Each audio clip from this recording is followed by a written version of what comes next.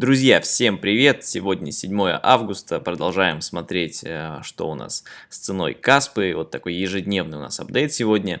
И как вы видите, с последнего падения мы можем наблюдать, что общее падение, да, то есть на общее количество процентов составило практически 40% от вершины по цене в 27-28 центов за одну монету.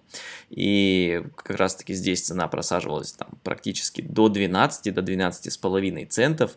Но самое интересное это то, насколько цена уже успела отрасти за такой короткий промежуток времени назад. И это количество процентов составляет практически 30. Да, то есть на 30% уже цена отыграла свое падение и на 30% отросла всего лишь за вот эти вот 2 дня. И в первую очередь хочу поздравить тех, кто успел купить по 13, по 14 центов, да, даже если вы не покупали на самом низу, то мы можем с вами сейчас это измерить и посчитать, сколько процентов на даже таком движении можно было, так скажем, заработать, да, как минимум на сколько процентов больше в своем портфеле сейчас можно было бы иметь. Если это были бы покупки даже по 14,8 центов, то с этой суммы, да, уже можно было бы мерить профит на 9%. Но история не знает сослагательного наклонения, поэтому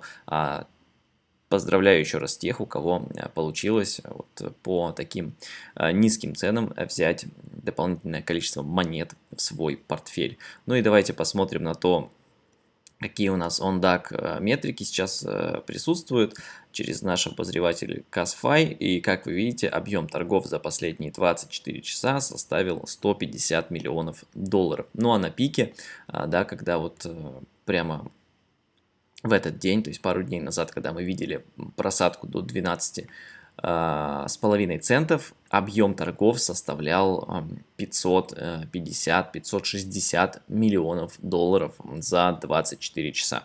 И все это говорит нам, ну, по крайней мере, мне о том, что кто-то явно в этот момент не только продавал, ну как бы это и логично, да, а кто-то и покупал. Значит, если кто-то покупал при таких ценах и на такой объем, то кому-то это было явно нужно.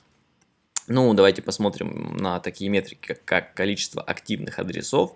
И на сегодняшний день количество активных адресов увеличилось, по крайней мере, с последнего нашего прямого эфира еще на 2000 активных адресов, что также для меня остается положительным бычьим фактором роста.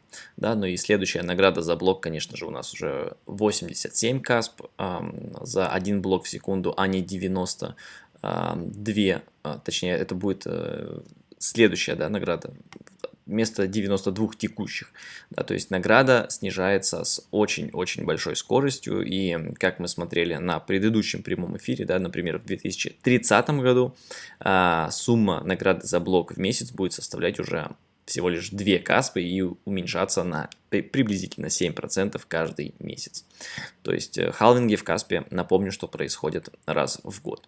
Да, такие полноценные именно обрезания добычи в 2 раза.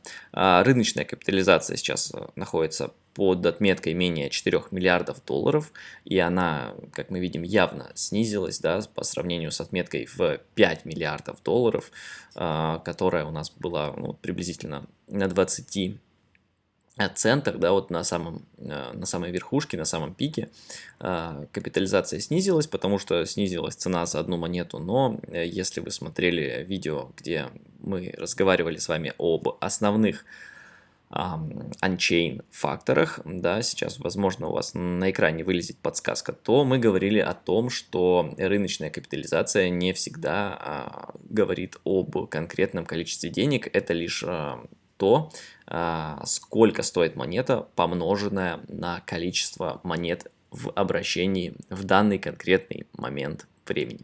Да, и обязательно нужно дополнительно учитывать такой фактор, как ежедневный объем торгов, ну и другие метрики, а в частности В данном случае мы очень сильно здесь на канале следим за хешрейтом сети, потому что текущий хешрейт сети сейчас составляет порядка 700 петахэш. Самый наивысший, да, хешрейт сети 757 петахэш, постоянно растет, по чуть-чуть, каждый день прибавляется по несколько петахэш, и таким образом мы вплотную выходим к одному экзахэшу, ну а где 1 экзахэш, там мы дальше будем видеть 2, 3 и так далее. В общем, это все то, о чем мы с вами говорим здесь на канале. Посмотрим, что у нас по прогнозам с ценой, да, вылезут ли наши прогнозы в положительном ключе или в отрицательном, но, по крайней мере, в данный момент я считаю, что таких цен там по 13-14 центов, скорее всего, больше мы не увидим, да, если, опять же, мы будем следовать такому же сценарию, который мы был в предыдущем ценовом диапазоне. Если мы продолжим следовать в этом ценовом диапазоне такому же сценарию, то, соответственно, следующие глобальные отметки, да, о которых мы здесь с вами говорили еще в мае, это 0.24, 0.25 долларов за монету, ну и потом уже 0.3, 0.4, 0.5 и так далее. Все будет зависеть от тех факторов и внешнего воздействия вообще, да, не только на Каспу, но и в принципе на рынке, о которых также мы здесь с вами говорим. Например, такие как понижение ключевой ставки, да, и следующее заседание у нас пройдет в сентябре. В общем, все это будет так или иначе влиять на цену, а каким образом это будет влиять на цену, мы узнаем только, когда эти события произойдут, да. Но здесь в основном мы стремимся выбрать наиболее подходящую точку для входа в таком конкретном активе, как Каспа. Что ж, на этом на сегодня все. Увидимся с вами в следующих видео. Подписывайтесь на канал, если еще этого не сделали. Обязательно задавайте ваши вопросы, если у вас есть какие-то вопросы по работе сети или по самой сети, или вообще почему я выбрал конкретно этот актив и как именно это было сделано. Пишите об этом в комментариях. На все эти вопросы ответим в следующих видео, либо же на прямых эфирах. На этом на сегодня все. Всем пока.